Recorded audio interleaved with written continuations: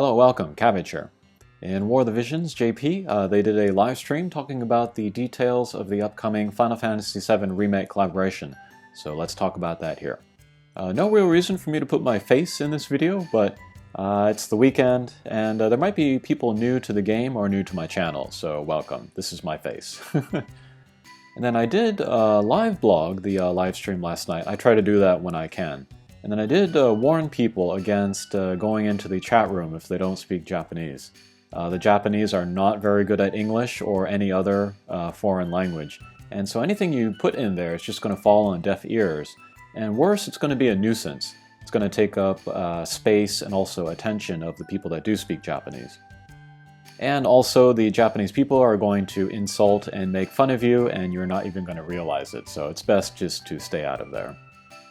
And then I did make a video a few days ago about predictions and probabilities of what was going to come in this announcement.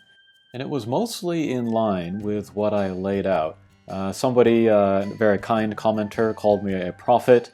It's very nice of them, but I've been following the Japanese game industry, so I know what the safe bets are. The safe bet is always what's most likely to happen. And that's what I laid out in my video. It wasn't so much about my personal preferences or like anyone else's personal preferences.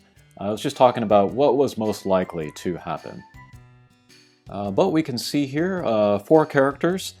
Just as I talked about before, it's not 3, it's 4 or more. So that's what we got here.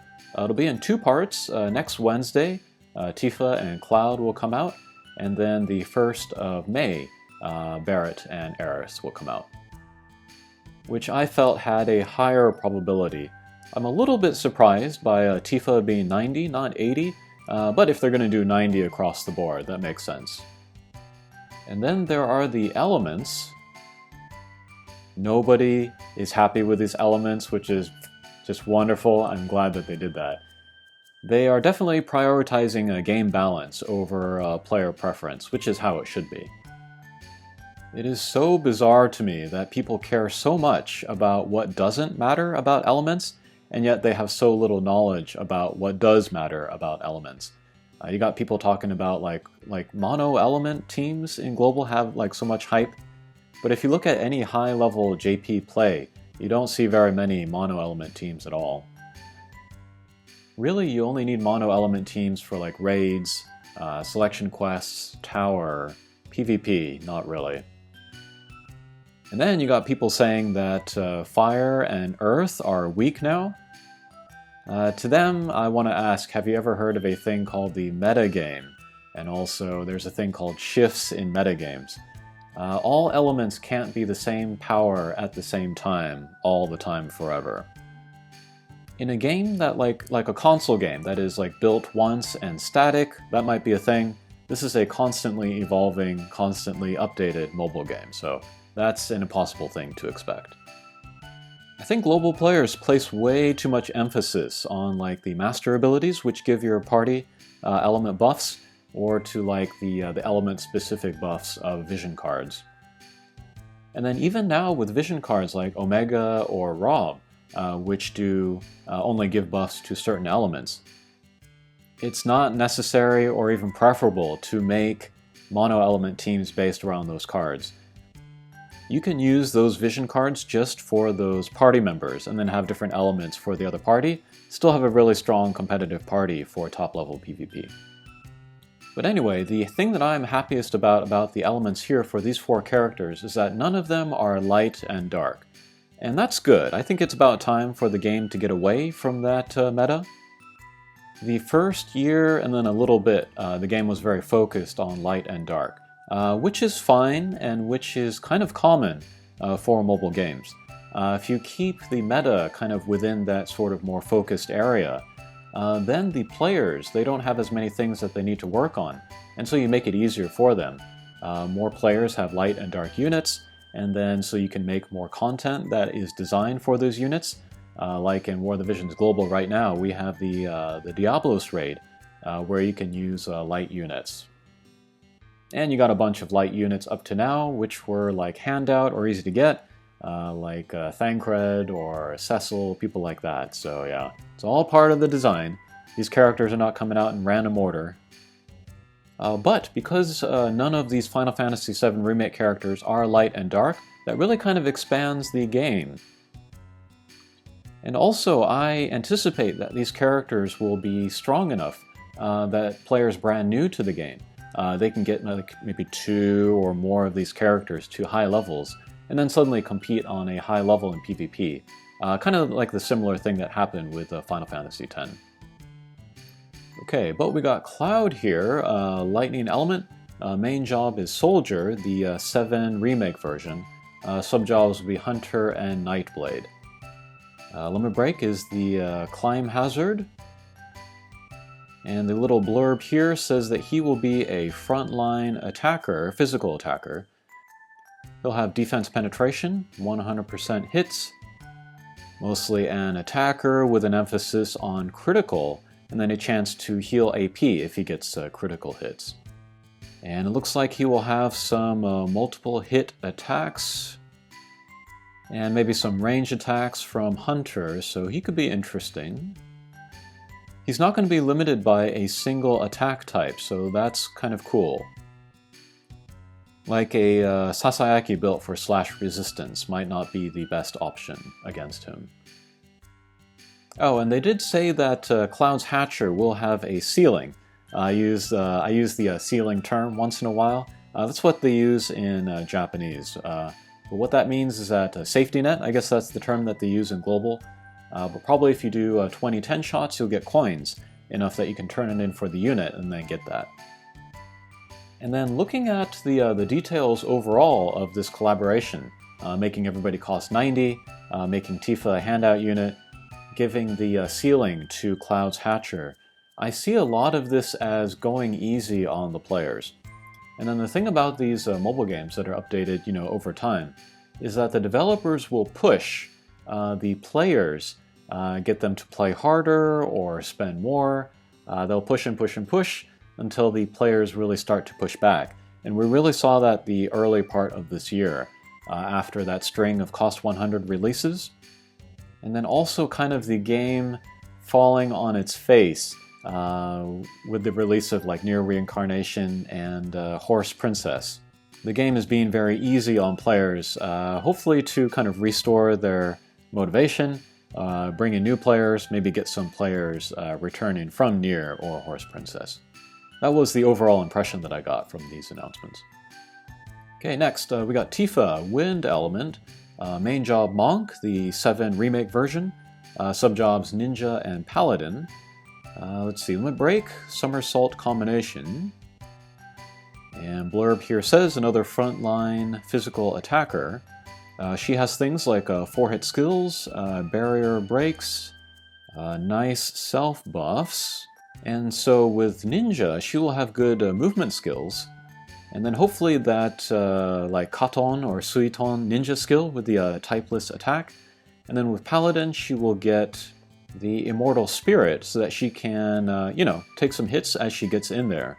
Looking at her skills now, she does not look like a long-range attacker, more of a short-range attacker. And she will be a handout unit. I'm still debating if I want to build her up or not. They've been giving out so many UR handout units that they don't feel special anymore. And they're taking a lot of materials, of course, like any character out there. I kind of want to save my materials for my MR and lower rarity units for the selection quest, so I don't know about Tifa.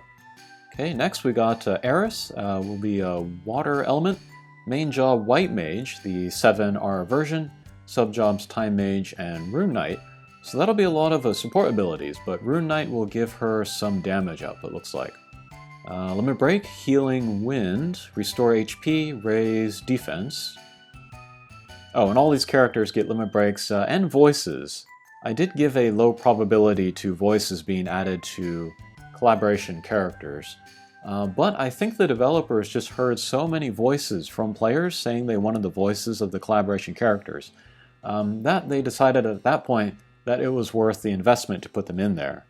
And then they did say that they would add voices to older collaboration characters, but they couldn't really say anything about the timing of it. Like it might be when the units come back or something, but yeah, we'll have to wait and see for that. Okay, and then the blurb for Aerith says, let's see, back row healer, restore HP, AP, give magic barriers, also defense from the limit break from before, and then a little bit of magic attacking. And then this first attack here is a Judgment Ray. Let's see, medium damage, break, AP a little bit. Let's see, magic barriers, and then an ability called Vision. It just heals AP. That's interesting. Okay, and finally we have Barrett. He'll be Ice Element. Main job Gunner, 7 remake version, sub jobs Gunner, and Pugilist. I am going to pull for Barrett. Chances are that he will get a 9 step up, but he will be on the, he'll be like together in the pool with Aerith. So, as I pull for Barrett, there's going to be a chance that I'm going to end up with Aerith. If I pull her, I will be tempted to level her.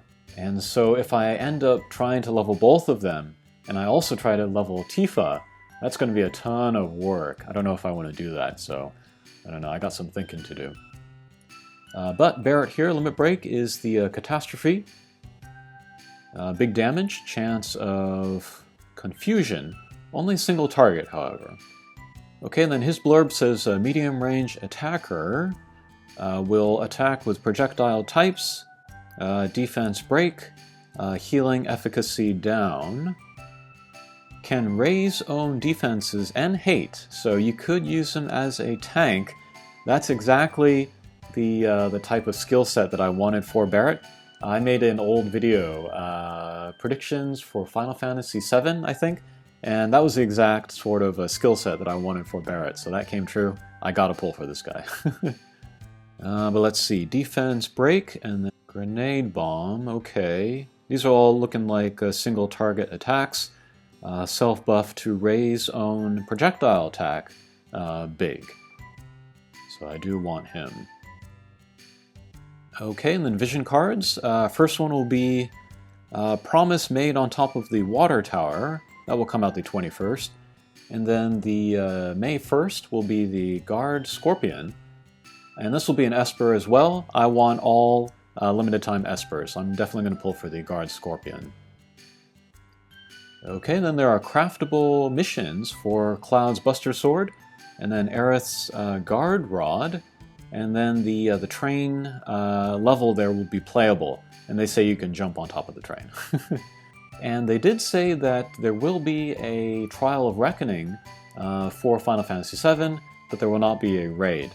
They did both for Final Fantasy IV, and I guess they concluded that it's too much work, so they're just going to do the Trial of Reckoning here. I hope it's not a Trial of Reckoning for Barrett's weapon, because I hate Trials of Reckoning and I don't want to do them, but I do want Barrett's weapon, so we'll see. Okay, and then they had a guest, Asaruto. He's there on the right in the brown sweater. He was there to sort of organize and then give commentary for the PvP matches, which were between these 4 guys. I might do a video later where I kind of translate like what's going on. But these characters here are not representative of who are on these people's teams. You can probably guess who's on most people's teams, but it's like King Mont, Helena, Dwayne. But the MVP of the show was Kiton and her Evade. So everybody saying that Evade is dead can shut up now. And then finally, they revealed some of the results of the survey that they did. And I did that survey as well. I'll put a link to that video in the comments below. But here they have some comments from users. And I guess I can translate these for you on the fly. This is from a male in his 30s who is enjoying the game very much. He says that it takes too much materials to raise units and equipment. He says it's difficult for free-to-play users and minnows. Well, welcome to mobile gaming. Okay, next, another male in his 30s, also saying he's enjoying the game very much. Let's see, pulls a new character, and then it takes time and effort to level them. He says that it takes a lot of money to do that, and so people are leaving the game. And to raise like affinity and stuff like that, he wants it easier to use the characters that he wants to use. Again, welcome to mobile gaming. You're not supposed to get everything right away. I have another video called Why Is There So Much Auto Battle, talking about why the game is set up the way it is. But in a nutshell, you have to set up the game so that you can accommodate the people that are going to spend a lot of money and spend a lot of time, like per day, in order to raise up everything very quickly right away. But the game is also set up so that you can appeal to casual players, but they'll be paying in time rather than like money or immediate energy. It's the way the game has to be, or you can't have a game. But, you know, the developers, they are putting this stuff on the screen to show that they are aware of these concerns from players. Okay, this bottom comment is from a lady in her 30s saying that her motivation is very low to play the game. Let's see, she says it is very difficult to raise characters. And then beyond the original time, when characters or vision cards are offered, it is difficult to raise them. And she feels like the old characters that get the EX jobs, they don't have a super long lifespan because new characters are getting EX jobs as well. And she says that she cannot raise her characters enough for selection quests. And she doesn't like that they sell tickets for the MR and lower rarity unit shards. And she says the recent quests are too difficult, so it's not nice to new players. I can repeat all the same stuff I said there. You know, developers gotta sell the game, so they gotta make the new characters stronger than the old ones. And selection quests, you don't need to do them right away. They are a permanent addition to the game, so you can level them little by little. The units will still be good 6 months, a year from now. And the new quests, they need to be difficult to challenge the players that have been playing for a year or more. They're not meant for beginning players. Beginning players can play them later. Okay, here is a male in his 40s saying that he is enjoying the game very much. He says, "Thank you for making such a fun game." And he says he's very impressed by the ability on-off option for battle. I am too. He says that other games do not allow this much customization to characters for battle. And because you can really personalize their attack patterns, the game is very interesting. But raising characters is very hard. You need to get the materials, you need to get job points, affinity, raise their job levels, raise equipment. You need to farm a lot for books. People that have a job are not going to be able to do everything here. New players are going to see these high hurdles and not want to play. I want more players to join the game.